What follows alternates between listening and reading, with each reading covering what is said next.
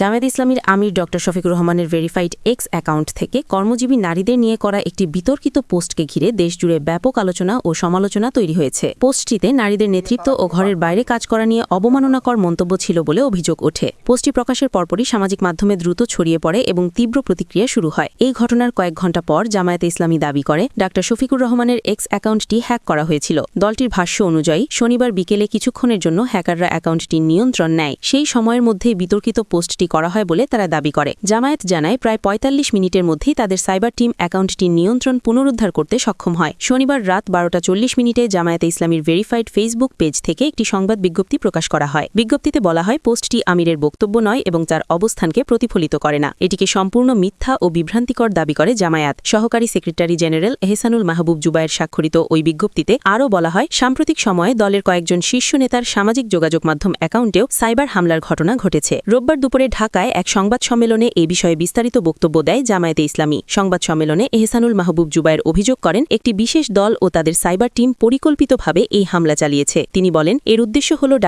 শফিকুর রহমানকে বিতর্কিত করা এবং জামায়াতকে জনগণের কাছে হেয় করা। তিনি এটিকে একটি গভীর রাজনৈতিক ষড়যন্ত্রের অংশ বলেও উল্লেখ করেন। জামায়াতের দাবি অনুযায়ী হ্যাকিংয়ের সূত্রপাত হয়েছে একটি ইমেইল থেকে। তারা জানায় একটি সরকারি ইমেইল ব্যবহার করে এই সাইবার আক্রমণ চালানো হয়েছে। রাষ্ট্রপতির কার্যালয়ের একজন কর্মকর্তার ইমেইল এতে ব্যবহৃত হতে পারে বলে তাদের ধারণা। তবে ওই কর্মকর্তাও ভুক্তভোগী হতে পারেন বলেও তারা মন্তব্য করে। এই ঘটনায় শনিবার মধ্যরাতেই হাতিরঝিল থানায় সাধারণ ডায়েরি করেছে জামায়াতে ইসলামী। জিডিতে ড শফিকুর রহমানের এক্স অ্যাকাউন্ট হ্যাক করে নারী অবমাননাকর পোস্ট দেওয়ার অভিযোগ আনা হয়। জামায়াতের পক্ষে জিডিটি করেন দলটির নির্বাচন পরিচালনা কমিটির সদস্য সিরাজুল ইসলাম। অন্যদিকে বিরোধী দল বিএনপি জামায়াতের হ্যাকিং দাবির বিশ্বাসযোগ্যতা নিয়ে প্রশ্ন তুলেছে। রোববার এক সংবাদ সম্মেলনে বিএনপির নেতা মাহাদি আমিন বলেন পোস্টের প্রায় ৯ ঘণ্টা পর হঠাৎ করে আইডি হ্যাকের দাবি সন্দেহজনক। তিনি বলেন গুরুত্বপূর্ণ বা ভেরিফাইড অ্যাকাউন্ট হ্যাক হলে সঙ্গে সঙ্গে জনগণকে জানানো উচিত ছিল। সমালোচনার মুখে পড়ে পরে হ্যাকিংয়ের দাবি তোলা হয়েছে বলেও মন্তব্য করেন তিনি। বিএনপির সহযোগী সংগঠন ছাত্রদল এই ঘটনার প্রতিবাদে বিক্ষোভ মিছিল করেছে। সামাজিক যোগাযোগ মাধ্যমেও জামায়াতের আমিরের বিরুদ্ধে ব্যাপক সমালোচনা চলছে। এই বিষয়ে সাইবার অপরাধ বিশেষজ্ঞ তানভীর হাসান জোহা বলেন এক্স অ্যাকাউন্ট হ্যাক হলে তা পুনরুদ্ধার করতে সাধারণত